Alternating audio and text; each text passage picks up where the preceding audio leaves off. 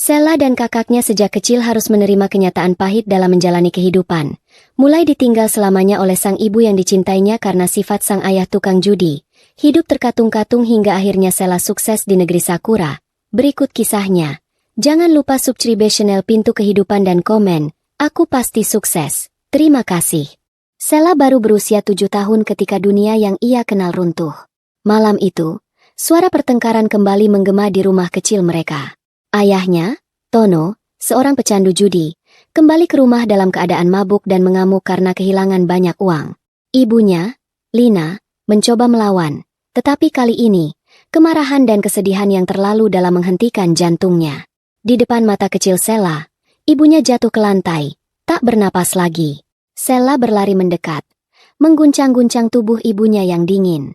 "Ibu, bangun! Ibu!" Suaranya lirih, penuh ketakutan. Johan, kakaknya yang berusia 10 tahun, juga berlari dari kamar mereka. Wajahnya pucat melihat sang ibu tak bergerak. Tono masih berdiri terpaku. Napasnya berat dan aroma alkohol menyengat dari tubuhnya. Johan segera keluar rumah, berteriak meminta pertolongan tetangga. Dalam hitungan menit, beberapa orang datang, termasuk Bu Ratna, tetangga mereka yang paling dekat. Wajah perempuan parubaya itu menegang saat melihat Lina tergeletak di lantai. "Panggil ambulans," serunya panik. Namun, semuanya terlambat. Lina sudah tidak ada. Dokter yang datang hanya bisa menggeleng dan menghela napas panjang. Sela menangis sejadi-jadinya. Tubuh kecilnya bergetar hebat. Dunia yang ia kenal runtuh seketika. Tak ada lagi pelukan hangat. Tak ada lagi suara lembut yang membacakan dongeng sebelum tidur. Tak ada lagi ibunya. Saat polisi datang untuk mengamankan situasi, Tono yang masih dalam keadaan mabuk mulai meronta. "Aku tidak membunuhnya. Itu bukan salahku," teriaknya. Namun, semua orang di situ tahu bahwa bertahun-tahun pertengkaran mereka telah menghancurkan Lina perlahan-lahan, hingga akhirnya jantungnya tak sanggup lagi menahan beban itu. Sela hanya bisa memeluk tubuh ibunya yang mulai dingin. Air matanya jatuh tanpa suara. Johan menarik adiknya ke dalam pelukannya, mencoba menahan tangisnya sendiri. "Kita harus kuat, Sela," bisiknya, meski ia sendiri tak tahu bagaimana harus bertahan setelah ini.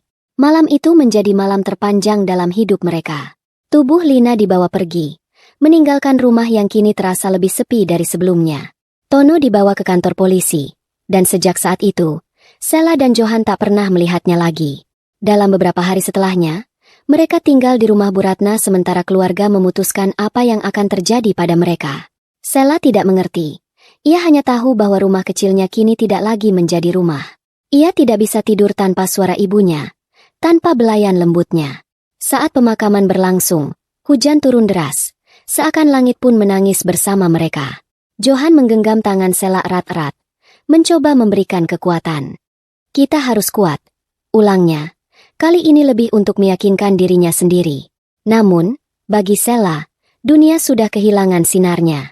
Hanya ada bayangan kelam yang terus menghantuinya, membisikkan kenyataan pahit bahwa ia kini adalah seorang anak yang kehilangan segalanya. Setelah pemakaman, kehidupan Sela dan Johan berubah total. Mereka tidak bisa kembali ke rumah itu, tempat yang menyimpan terlalu banyak kenangan pahit. Dengan ayah mereka yang kini ditahan polisi, mereka harus menerima kenyataan bahwa hidup mereka tak lagi sama. Paman mereka, Rusman, dan istrinya, Bu Yati, memutuskan untuk membawa mereka ke rumah mereka yang terletak di pinggiran kota. Rumah itu kecil dan sudah dihuni oleh ketiga anak mereka yang masih sekolah. Kehadiran Sela dan Johan membuat beban keluarga itu semakin berat, meski mereka tidak mengatakannya secara langsung. Hari pertama di rumah baru itu, Sela merasa asing. Kamar yang ditempatinya sempit, hanya cukup untuk satu kasur lipat dan lemari kecil. Johan tidur di ruang tamu bersama anak laki-laki Paman Rusman. Mereka harus beradaptasi dengan aturan rumah yang jauh berbeda dari kehidupan mereka sebelumnya. Tidak ada lagi kebebasan, tidak ada lagi kasih sayang yang tulus seperti dari ibu mereka. Setiap pagi, Sela harus bangun lebih awal untuk membantu Bu Yati memasak dan mencuci piring. Jika ia terlambat bangun, teguran keras segera menghujaninya. "Kamu sekarang tinggal di rumah orang, harus tahu diri." Begitu kata bibinya setiap kali Sela melakukan kesalahan kecil. Johan, yang berusaha menjadi pelindung bagi adiknya, sering menahan diri untuk tidak membantah meski ia tahu mereka diperlakukan berbeda dibanding anak kandung Paman Rusman. Ia hanya bisa menyemangati Sela agar bertahan. Malam-malam di rumah itu menjadi waktu yang paling sulit bagi Sela. Ia sering terjaga di tengah malam, mengingat suara ibunya, wajahnya, dan belayan tangannya yang hangat. Ia menangis dalam diam, takut jika ketahuan bibinya, ia akan dimarahi lagi. Hari demi hari berlalu dengan berat. Johan berusaha mencari cara agar mereka bisa pergi dari rumah itu. Tapi mereka masih terlalu kecil untuk hidup sendiri. Sela semakin pendiam. Ia takut berbicara, takut melakukan sesuatu yang bisa membuat bibinya marah. Suatu hari, ketika Sela pulang dari sekolah, ia mendengar percakapan antara Paman Rusman dan istrinya. Sebaiknya kita titipkan saja anak itu ke saudara di luar kota. Kita sudah cukup repot dengan anak-anak kita sendiri, kata Bu Yati. Hati Sela mencelos. Ia sadar, ia bukan bagian dari keluarga itu. Ia hanya beban yang harus segera disingkirkan.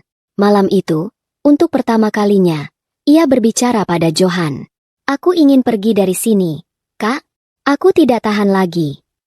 Johan menghela napas panjang, mengusap kepala adiknya dengan lembut. Aku tahu, Sela, tapi kita harus sabar. Kita akan pergi dari sini suatu hari nanti. Aku janji. Keesokan harinya, keputusan pun diambil. Paman Rusman mengabari keluarga jauh mereka di luar kota, menawarkan agar Sela dikirim ke sana. Meskipun sakit hati, Sela tidak punya pilihan. Ia harus menerima keputusan itu, meski itu berarti berpisah dengan Johan, satu-satunya keluarga yang masih ia miliki. Saat hari keberangkatan tiba, Johan menggenggam tangan Sela erat. Jangan pernah menyerah. Sela, kita akan bertemu lagi. Aku akan menemukanmu. Aku janji. Dengan air mata mengalir di pipinya, Sela naik ke mobil yang akan membawanya pergi. Hatinya terasa kosong. Dunia telah merenggut terlalu banyak darinya. Ia hanya bisa berharap bahwa suatu hari nanti, ia akan menemukan tempat yang bisa ia sebut rumah. Sela duduk di kursi bus yang berguncang pelan, kepalanya bersandar di jendela, menatap keluar dengan tatapan kosong. Jalanan yang dilewatinya terasa asing, seolah setiap kilometer menjauhkannya dari satu-satunya sisa kehidupan yang pernah ia kenal. Ia menggenggam erat tas kecilnya, yang berisi beberapa baju dan satu boneka lusuh peninggalan ibunya. Itu satu-satunya barang yang ia bawa dari rumah lamanya, rumah yang tak akan pernah ia pijak lagi. Hatinya terasa kosong. Johan tidak ikut bersamanya. Kakaknya yang selalu menjadi pelindungnya kini terpisah darinya. Sela tidak menangis lagi. Air matanya sudah habis sejak malam sebelumnya. Yang tersisa hanyalah rasa sakit yang menyesakkan dadanya. Rasa kehilangan yang terus membayanginya setiap kali ia menutup mata. Saat bus berhenti di terminal tujuan, Sela turun dengan langkah gontai. Seorang pria parubaya menunggunya di sana. Paman Dharma, saudara jauh dari pihak ibunya. Ia tak mengenalnya dengan baik, hanya pernah melihatnya sekali ketika masih sangat kecil. Wajah pria itu keras, sorot matanya tajam, seolah mengukur Sela dari kepala hingga kaki. Tanpa banyak bicara, Paman Dharma membawanya ke rumahnya yang sederhana di sebuah desa kecil di luar kota. Di sana, Sela harus memulai kehidupan baru, jauh dari tempat yang selama ini ia kenal. Tapi tidak ada yang mudah. Paman Dharma dan istrinya, Bu Sari, bukanlah orang yang hangat. Mereka menerimanya karena kewajiban, bukan karena kasih sayang. Setiap harinya, Sela harus membantu pekerjaan rumah, menyapu halaman, mencuci piring, bahkan memasak untuk keluarga itu meski usianya baru menginjak 10 tahun. Malam-malamnya selalu sama, sepi dan dingin. Kamar kecil yang diberikan padanya lebih mirip gudang, dengan kasur tipis di lantai dan dinding yang berjamur. Ia sering terbangun di tengah malam, menggenggam bonekanya erat-erat, berharap keajaiban terjadi dan ibunya datang membangunkannya dari mimpi buruk ini. Tapi itu tak pernah terjadi. Hari demi hari berlalu, dan Sela semakin tenggelam dalam kesepiannya. Ia mulai menutup diri, berbicara hanya jika diperlukan. Di sekolah, ia menjadi anak yang pendiam, selalu duduk di pojokan kelas, menghindari tatapan orang lain. Anak-anak lain sering membicarakannya di belakang, berbisik tentang anak yatim piatu yang tinggal dengan pamannya. Ia tidak peduli. Baginya, dunia sudah tidak ada artinya lagi. Namun, yang paling menyakitkan adalah ketika surat-suratnya untuk Johan tidak pernah dibalas. Setiap bulan, ia menulis surat untuk kakaknya, menceritakan betapa ia merindukannya, betapa ia ingin mereka bersama lagi. Tapi tidak pernah ada jawaban. Seiring waktu, harapan Sheila mulai memudar. Mungkin Johan sudah melupakannya. Mungkin ia benar-benar sendirian di dunia ini. Satu-satunya hal yang membuatnya bertahan adalah tekadnya untuk pergi. Ia tahu ia tidak bisa selamanya tinggal di rumah ini. Ia harus menemukan cara untuk keluar, untuk membangun hidupnya sendiri. Setiap malam, ia berjanji pada dirinya sendiri. Aku akan pergi dari sini. Aku akan mencari tempat di mana aku bisa bahagia. Matahari pagi menyinari landasan pacu saat pesawat yang membawa Sheila lepas landas menuju Jepang. Di dalam kabin, Sheila duduk di dekat jendela, menatap awan yang bergumpal di kejauhan. Ia masih sulit percaya bahwa akhirnya ia benar-benar pergi, meninggalkan semua masa lalu yang menyakitkan dan mencoba mengukir kehidupan baru di negeri asing. Namun, perjalanan menuju titik ini tidaklah mudah. Sebelum keberangkatannya ke Jepang, Sheila harus bertahan dalam kesendirian selama bertahun-tahun. Setelah lulus SD, Sheila pindah keluar Jawa, mengikuti kerabat yang bersedia menampungnya. Ia harus memulai kehidupan baru di kota yang asing, jauh dari tempat yang selama ini ia kenal. SMP menjadi fase tersulit dalam hidupnya. Ia harus beradaptasi dengan lingkungan baru, teman-teman baru, dan sistem pendidikan yang berbeda. Setiap hari, ia berangkat sekolah dengan membawa beban emosional yang berat. Ketika teman-temannya pulang ke rumah dan disambut hangat oleh keluarga mereka, Sheila hanya bisa duduk di sudut kamar sempitnya, menatap langit-langit yang sepi. Ia sering menangis dalam diam, merindukan ibunya yang telah tiada dan kakaknya yang entah ada di mana. Namun, di tengah keterpurukannya, Sheila tetap berusaha bertahan. Ia mulai menemukan ketertarikan dalam membaca dan menulis. Buku menjadi pelariannya dari kenyataan yang menyakitkan. Ia menghabiskan banyak waktu di perpustakaan sekolah, menyelami dunia yang jauh dari kesedihan yang ia alami. Ia juga mulai mencatat perasaannya dalam sebuah buku harian, satu-satunya tempat di mana ia bisa mencurahkan isi hatinya tanpa takut dihakimi. Saat memasuki SMA, hidupnya sedikit lebih stabil. Ia mulai membangun keberanian untuk membuka diri pada orang lain, meskipun dengan sangat hati-hati. Di sekolah, ia dikenal sebagai siswa yang pendiam tetapi cerdas. Ia unggul dalam pelajaran, terutama dalam bahasa asing. Bahasa Inggris menjadi pelariannya, karena ia percaya bahwa suatu hari nanti, ia akan pergi dari tempat ini, meninggalkan semua kenangan buruk dan memulai hidup baru di luar negeri. Namun, tak semuanya berjalan lancar. Di tahun terakhir SMA, Sheila menghadapi ujian berat. Ia mulai merasa cemas tentang masa depannya. Setelah lulus, kemana ia harus pergi? Ia tidak punya orang tua yang bisa menyokongnya untuk melanjutkan kuliah. Ia tak ingin terus bergantung pada kerabat yang hanya menerimanya karena terpaksa. Di tengah kebimbangannya, ia menemukan informasi tentang program kerja di luar negeri. Jepang menjadi pilihannya. Dengan sisa uang yang ia kumpulkan dari bekerja paruh waktu dan bantuan kecil dari seorang guru yang peduli padanya, ia mendaftar sebagai calon tenaga kerja wanita, TKW, di Jepang. Itu bukan pilihan yang mudah, tetapi itu adalah satu-satunya jalan keluar baginya. Keputusan itu mengubah segalanya. Saat teman-teman sebayanya sibuk memilih universitas, Sheila berlatih keras untuk memenuhi persyaratan program kerja tersebut. Ia belajar bahasa Jepang secara otodidak, mengikuti kursus singkat, dan mempersiapkan mentalnya untuk hidup di negeri asing. Hari perpisahan pun tiba. Dengan membawa satu koper kecil berisi beberapa pakaian dan sebuah buku harian yang telah menemaninya selama bertahun-tahun, Sheila berangkat ke Jepang. Ia berjanji pada dirinya sendiri bahwa ia tidak akan menyerah. Tidak peduli seberapa sulit hidup di negeri orang. Setibanya di Jepang, udara dingin langsung menyergap tubuhnya. Ia merapatkan jaketnya dan mengikuti rombongan tenaga kerja wanita, TKW, lainnya menuju tempat penampungan sementara. Malam itu, Sheila tak bisa tidur. Ia memikirkan semua yang telah ia tinggalkan, tetapi juga semua yang akan ia hadapi. Hari pertama bekerja menjadi ujian besar baginya. Ia ditempatkan di sebuah restoran kecil di Tokyo, bekerja sebagai asisten juru masak. Pemilik restoran, seorang pria tua bernama Fujimoto-san, dikenal disiplin dan keras. Awalnya, Sela sering dimarahi karena gerakannya terlalu lambat atau karena ia tak bisa memahami instruksi dengan cepat.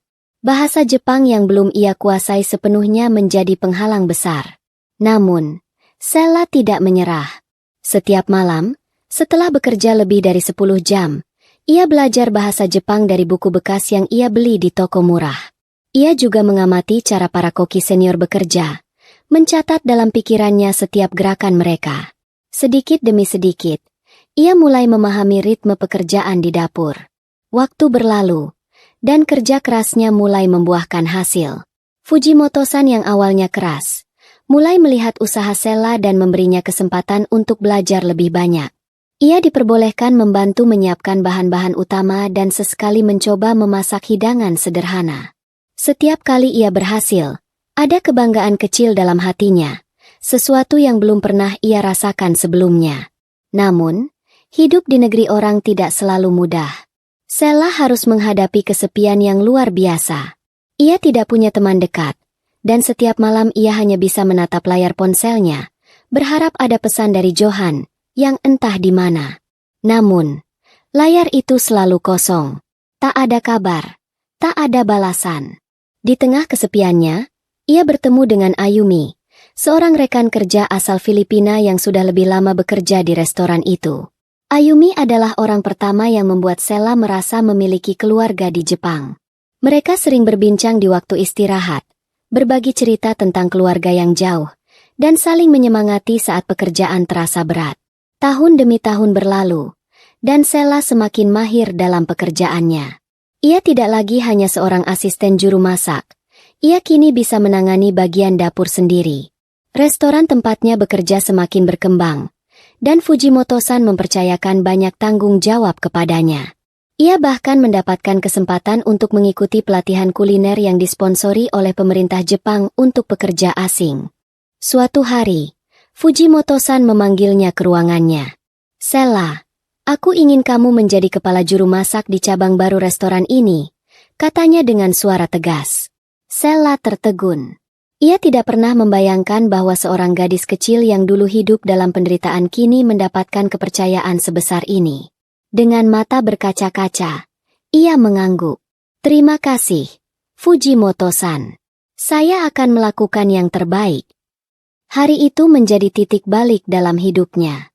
Ia kini berada di puncak karirnya, memiliki penghasilan yang cukup untuk hidup dengan layak. Dengan uang yang ia kumpulkan, ia berhasil melunasi semua hutang keluarga yang ditinggalkan ayahnya. Ia bahkan mengirimkan sebagian penghasilannya untuk membantu pendidikan anak-anak kurang mampu di Indonesia. Namun, ada satu hal yang masih belum ia lakukan, memaafkan ayahnya. Langit senja berwarna jingga ketika pesawat yang membawa Sela dari Jepang akhirnya mendarat di tanah air. Sudah 14 tahun ia pergi, meninggalkan semua kepahitan yang pernah menghantuinya. Kini, untuk pertama kalinya, ia memberanikan diri untuk kembali. Bukan untuk bernostalgia, melainkan untuk berdamai dengan masa lalu yang telah lama ia hindari. Saat langkahnya menyentuh lantai bandara, napasnya terasa berat. Ada ketakutan yang menyelimutinya.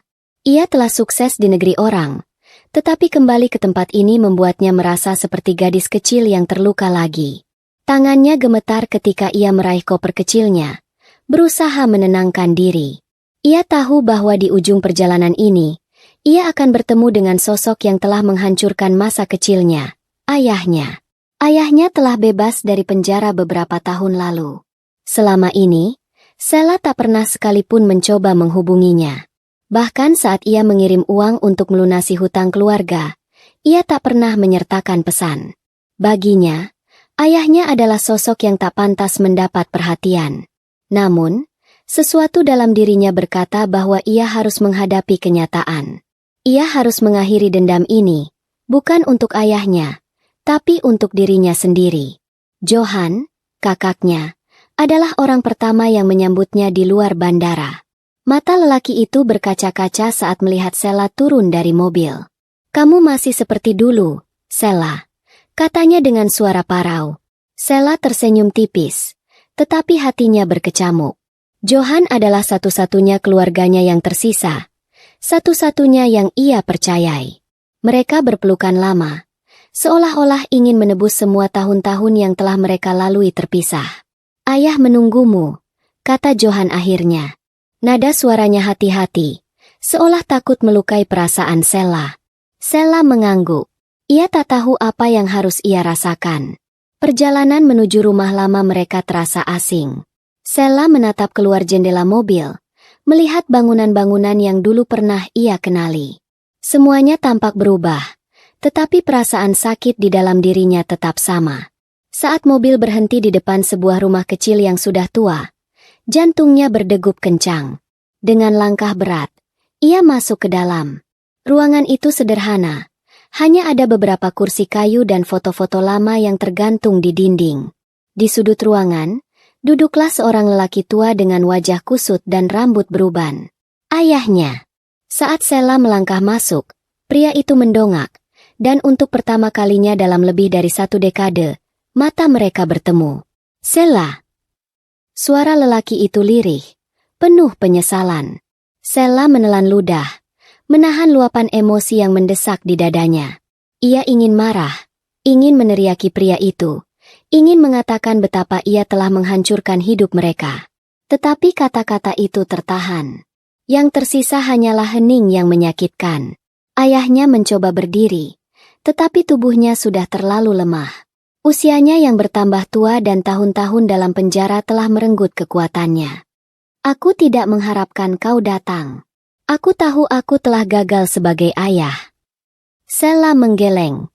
Bukan sekadar gagal. Kau telah menghancurkan hidup kami. Suaranya dingin, tetapi ada getaran dalam nada bicaranya. Karena keserakahanmu, ibu meninggal. Karena kebodohanmu, aku dan Johan harus hidup berpindah-pindah tanpa rumah yang jelas. Air mata perlahan menggenang di sudut mata ayahnya. Aku tahu, nak. Setiap malam, aku dihantui rasa bersalah. Aku ingin memperbaikinya, tetapi aku tahu, aku tak akan pernah bisa menebus semua itu.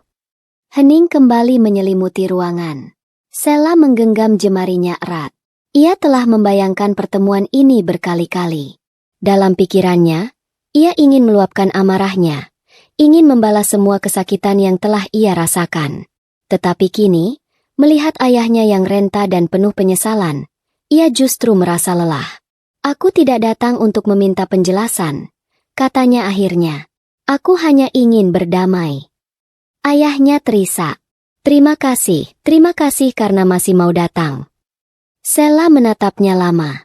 Ia tahu, luka itu tak akan pernah benar-benar hilang. Tetapi mungkin, dengan memaafkan, ia bisa berhenti membawa beban itu kemana-mana. Ia bisa mulai hidup untuk dirinya sendiri, tanpa dihantui dendam dan rasa sakit. Malam itu, ia duduk di teras bersama Johan, memandangi langit yang penuh bintang. Bagaimana perasaanmu sekarang? Tanya Johan pelan. Sela menghela napas panjang. Lega. Mungkin ini pertama kalinya aku benar-benar merasa tenang. Johan merangkulnya. Kita sudah cukup lama menderita. Sela, mungkin sudah waktunya kita berbahagia. Sela tersenyum. Untuk pertama kalinya dalam hidupnya, ia percaya bahwa kebahagiaan bukanlah sesuatu yang mustahil. Matahari mulai terbit ketika Sela menatap dirinya di cermin. Wajahnya yang dulu penuh kepedihan kini terlihat lebih damai. Matanya yang dulu selalu redup karena beban masa lalu kini mulai menemukan sinarnya kembali. Ia telah melalui perjalanan panjang, penuh luka dan air mata, tetapi hari ini, ia merasa benar-benar bebas. Setelah pertemuannya dengan ayahnya, Sela memilih untuk tinggal di Indonesia lebih lama dari rencana awalnya. Ia ingin menghabiskan waktu bersama Johan dan menata kembali kehidupannya di tanah kelahirannya. Ia mulai mencari pekerjaan di bidang kuliner, berharap bisa membagikan ilmu dan pengalaman yang telah ia dapatkan selama bertahun-tahun bekerja di Jepang. Namun, ada perasaan lain yang terus menghantuinya, perasaan takut untuk benar-benar membuka lembaran baru. Selama ini, ia terbiasa hidup dalam bayang-bayang luka, dan kini, ketika semuanya mulai membaik, ia merasa seolah kehilangan tujuan. Ia bertanya-tanya, apakah dirinya pantas mendapatkan kebahagiaan? Apakah semua penderitaan ini akhirnya akan terbayar? Suatu hari, ia mengunjungi makam ibunya. Di sana, ia berdiri dalam diam, menatap batu nisan yang telah berlumut oleh waktu. Jemarinya menyentuh nama yang terukir di sana, dan untuk pertama kalinya sejak kecil, ia membiarkan air matanya mengalir tanpa menahannya. Bu, aku sudah pulang. Aku akhirnya memaafkan ayah. Aku tidak tahu apakah ibu akan setuju dengan keputusanku, tapi aku lelah menyimpan kebencian ini terlalu lama. Suaranya bergetar, tubuhnya berlutut di atas tanah yang dingin. Aku ingin bahagia, Bu. Aku ingin hidup tanpa dihantui rasa sakit ini lagi. Angin sepau-sepau bertiup lembut, seakan membawa bisikan dari masa lalu. Sela menutup matanya, merasakan ketenangan yang perlahan merayap ke dalam hatinya. Untuk pertama kalinya, ia merasa bahwa ibunya telah benar-benar memaafkan segala hal yang telah terjadi. Hari-hari berlalu, dan Sela mulai bekerja di sebuah restoran di Jakarta. Meski awalnya ia ragu, perlahan-lahan ia mulai merasa nyaman. Ia bertemu dengan banyak orang baru, merasakan kehidupan yang berbeda dari yang pernah ia jalani di Jepang. Ada saat-saat ketika ia merasa ingin kembali, tetapi ada pula saat-saat ketika ia menyadari bahwa mungkin inilah jalannya. Suatu malam, Johan mengajaknya makan malam di sebuah restoran yang cukup mewah. "Aku ingin kamu bertemu seseorang," katanya dengan senyum misterius. Sela mengernyit. "Siapa?" Johan hanya tertawa kecil. "Kamu akan tahu nanti." Saat mereka tiba, seorang pria parubaya dengan rambut yang sudah mulai memutih menyambut mereka. Sela hampir tidak mengenalinya, tetapi begitu pria itu menyebut namanya, ia terkejut. "Fujimoto-san?" Suaranya hampir berbisik. Pria itu tersenyum hangat. "Sela-chen, sudah lama sekali. Aku datang ke Indonesia untuk mencari pekerja berbakat. Tapi lebih dari itu, aku ingin melihatmu lagi." Sela terdiam. Ada banyak emosi yang berkecamuk dalam dirinya. Fujimoto-san adalah orang yang telah membimbingnya, yang telah melihat potensinya bahkan ketika dirinya sendiri meragukannya. Dan kini, pria itu berdiri di hadapannya, menawarkan sesuatu yang dulu hanya ia impikan. "Jika kamu masih ingin bekerja denganku, aku ingin membawamu kembali ke Jepang, tapi kali ini, sebagai kepala juru masak di restoran cabang baru yang akan kita buka di Osaka. Aku tahu kamu punya masa lalu di sini, tapi aku juga tahu bahwa kamu berhak mendapatkan masa depan yang lebih baik." Sela menatap Johan, mencari jawaban di mata kakaknya. Johan tersenyum dan mengangguk. "Apapun keputusanmu, aku akan selalu mendukungmu." Hati Sela bergetar. Ia menatap kembali ke masa lalunya, ke semua luka yang telah ia lalui, dan ke jalan yang terbentang di depannya. Kali ini, ia tidak akan lari. Ia tidak akan pergi karena ingin melupakan, tetapi karena ingin melangkah maju. Ia menarik napas dalam-dalam, lalu tersenyum. "Baiklah, Fujimoto-san. Aku akan ikut denganmu." Hari itu, Sela membuat keputusan terbesar dalam hidupnya. Ia tidak lagi dikejar oleh masa lalu, tidak lagi terbelenggu oleh rasa sakit. Ia kini melangkah dengan keyakinan penuh, menuju masa depan yang ia pilih sendiri. Angin sepau-sepau berhembus lembut di kota Osaka, membawa aroma khas makanan yang menguar dari restoran-restoran di sepanjang jalan. Sela berdiri di depan restoran barunya, sebuah tempat yang kini berada di bawah tanggung jawabnya sebagai kepala juru masak. Restoran ini bukan hanya sekadar tempat kerja baginya, tetapi simbol dari semua perjuangan yang telah ia lewati. Hari pembukaan restoran berlangsung meriah. Sela mengenakan seragam putih bersih dengan topi koki yang pas di kepalanya. Tangannya gemetar sedikit, bukan karena gugup, tetapi karena terharu. Ia tidak pernah membayangkan bahwa suatu hari ia akan berada di posisi ini, mengelola sebuah restoran besar di Jepang dengan staf yang menghormatinya. Ketika pintu restoran mulai dibuka, pelanggan pertama pun masuk. Sela dan timnya bekerja dengan penuh semangat, menyajikan hidangan terbaik dengan hati yang bahagia. Saat ia menata hidangan di atas piring, ia teringat pada masa kecilnya. Hari-hari ketika ia harus bertahan hidup dalam penderitaan, ketika ia harus mengorbankan banyak hal demi bertahan. Namun kini, Ia tidak lagi berjuang sendirian. Ia memiliki tim yang mempercayainya. Sebuah keluarga baru yang siap berjalan bersamanya. Di tengah kesibukannya, Johan tiba-tiba muncul di depan restoran.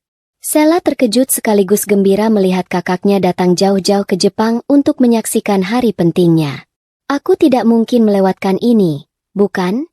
ujar Johan dengan senyum hangatnya. Mata Sela berkaca-kaca. "Terima kasih, Kak, untuk segalanya." Johan menepuk pundaknya dengan bangga. "Kau sudah melewati banyak hal, Sela. Aku bangga padamu. Ibu pasti juga bangga." Air mata menggenang di mata Sela, tetapi kali ini bukan karena kesedihan, melainkan kebahagiaan. Ia akhirnya merasakan kedamaian yang selama ini ia cari. Masa lalunya memang penuh luka, tetapi kini ia telah menemukan tempat di mana ia bisa benar-benar bahagia. Malam itu, setelah restoran tutup, Sela duduk di teras belakang, menikmati udara malam yang sejuk. Ia menatap langit yang penuh bintang dan mengingat kembali perjalanan panjangnya. Ia tersenyum. "Aku akhirnya pulang," bisiknya pada dirinya sendiri.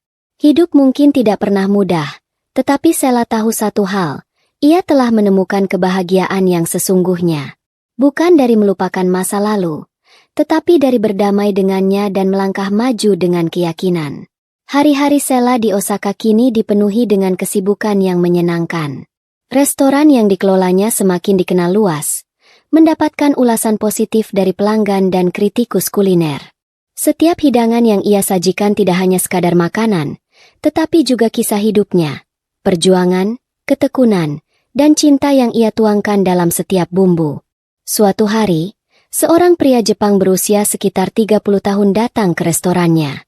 Ia duduk di sudut ruangan, memperhatikan bagaimana Sela dengan cekatan mengatur para stafnya di dapur. Pria itu tersenyum tipis dan akhirnya memesan salah satu hidangan spesial restoran, sup miso dengan sentuhan rempah khas Indonesia. Ketika hidangan disajikan, pria itu mencicipinya perlahan, kemudian menatap Sela yang sedang sibuk di dapur. "Siapa kepala juru masak di sini?" tanyanya kepada salah satu pelayan. Pelayan itu tersenyum dan menunjuk ke arah Sela. "Dia yang memasak semua hidangan spesial di sini." Pria itu berdiri dan mendekati Sela yang sedang mengatur piring di meja saji. "Permisi, apakah saya bisa berbicara sebentar?" Sela menoleh, sedikit terkejut. "Tentu, ada yang bisa saya bantu. Saya Takeshi Nakamura, seorang pengusaha di bidang kuliner.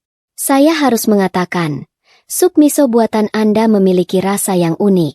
Tidak hanya enak, tetapi juga membawa kehangatan yang sulit dijelaskan. Seperti ada kisah yang tersimpan di dalamnya." Sela tersenyum. Makanan bukan hanya tentang rasa, tetapi juga tentang perasaan yang kita masukkan ke dalamnya. Saya memasak dengan hati, karena bagi saya, makanan bisa menyembuhkan luka dan membawa kebahagiaan. Takeshi mengangguk, kagum dengan filosofi Sela. "Saya sedang mencari mitra untuk membuka restoran baru di Tokyo. Sebuah tempat yang tidak hanya menyajikan makanan lezat, tetapi juga memiliki cerita di balik setiap hidangannya. Saya ingin tahu, apakah Anda tertarik untuk bekerja sama?" Sela terkejut dengan tawaran itu. Tokyo adalah kota yang lebih besar, lebih kompetitif, dan penuh dengan tantangan. Namun, di dalam hatinya, ia merasa ini adalah kesempatan untuk tumbuh lebih jauh. Ia tersenyum, menatap Takeshi dengan mata berbinar. "Beri saya waktu untuk berpikir. Ini keputusan besar." Takeshi mengangguk. "Tentu, ambil waktu yang kamu butuhkan. Saya hanya ingin mengatakan bahwa saya melihat potensi besar dalam diri Anda. Jangan takut untuk melangkah lebih jauh." Malam itu, Sela duduk di balkon apartemennya, memandangi langit kota Osaka yang penuh gemerlap cahaya. Ia mengingat kembali perjalanannya, dari gadis kecil yang kehilangan ibunya, remaja yang berjuang melawan trauma, hingga wanita dewasa yang kini berdiri teguh dengan impian dan karir yang ia bangun sendiri. Ia mengambil ponselnya dan menghubungi Johan. "Kak, aku mendapatkan tawaran untuk membuka restoran di Tokyo." Di ujung telepon, Johan terdiam sesaat sebelum menjawab dengan suara penuh kebanggaan. "Sela, Ini luar biasa. Jika itu yang terbaik untukmu, aku akan selalu mendukungmu. Jangan ragu untuk mengejar impianmu. Sela menutup telepon dengan senyum di wajahnya. Ia merasa siap untuk melangkah ke babak baru dalam hidupnya. Masa lalunya mungkin penuh luka, tetapi kini ia telah menemukan kebahagiaannya. Ia telah berdamai dengan semua kepahitan yang pernah ada. Esok harinya, Sela menemui Takeshi di sebuah kafe kecil. "Saya sudah memutuskan," katanya dengan mantap. "Saya akan menerima tawaran Anda. Mari kita buat restoran ini menjadi sesuatu yang luar biasa." Takeshi tersenyum puas. "Selamat datang di tim, Sela. Saya yakin, ini akan menjadi awal dari sesuatu yang besar." Dengan hati penuh semangat, Sela melangkah menuju masa depannya. Ia tahu, perjalanan belum selesai. Akan ada tantangan baru, rintangan yang harus dihadapi. Tetapi kali ini, ia tidak takut. Ia telah belajar bahwa kebahagiaan bukanlah tentang menghindari rasa sakit, tetapi tentang bagaimana kita bangkit dan menemukan cahaya di dalamnya. Setahun berlalu sejak Sela memutuskan untuk pindah ke Tokyo dan menerima tantangan baru bersama Takeshi. Restoran yang mereka bangun dari nol kini menjadi salah satu tempat kuliner paling terkenal di pusat kota. Dengan konsep perpaduan masakan Jepang dan Indonesia, restoran itu menarik perhatian banyak pelanggan, dari warga lokal hingga turis asing. Setiap harinya, Sela selalu berada di dapur, memastikan semua hidangan memiliki cita rasa terbaik. Ia tak hanya menjadi kepala juru masak, tetapi juga inspirasi bagi timnya. Para stafnya menghormati dan mengaguminya karena dedikasinya yang tinggi serta ketulusan dalam menciptakan setiap hidangan.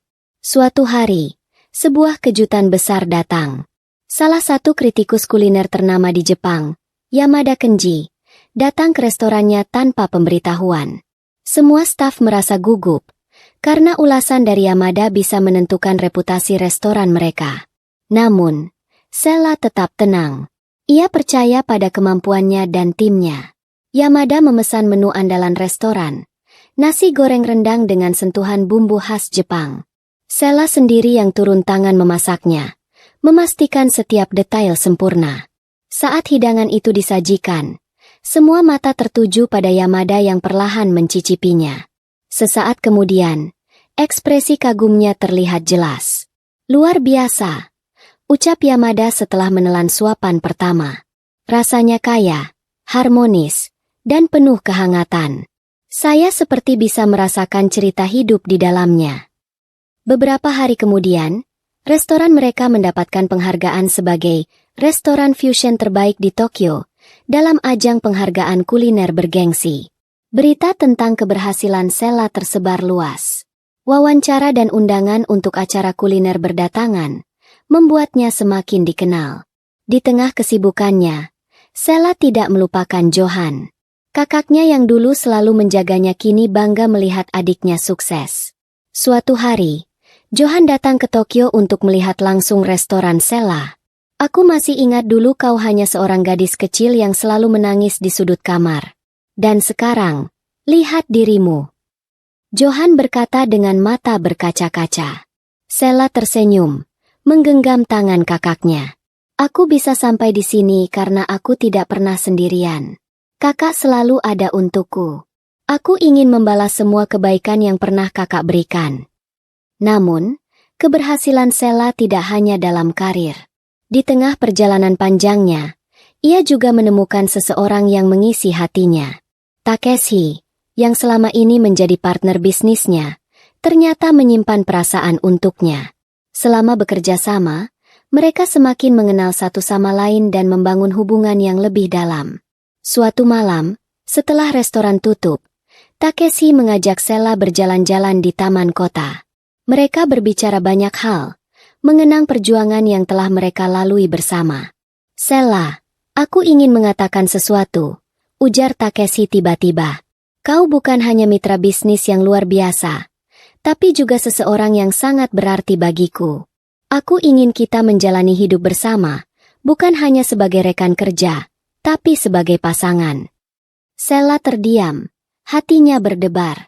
Ia menatap mata Takeshi yang penuh ketulusan, lalu tersenyum. Aku juga merasakan hal yang sama. Aku ingin kita berjalan bersama, dalam segala hal. Takeshi tersenyum bahagia. Malam itu, di bawah cahaya lampu taman yang temaram, mereka memulai babak baru dalam hidup mereka. Kini, Sela tidak hanya sukses dalam karir, tetapi juga dalam hidupnya. Ia telah menemukan kebahagiaan yang selama ini ia cari, bukan hanya dari pekerjaan, tetapi juga dari orang-orang yang mencintainya.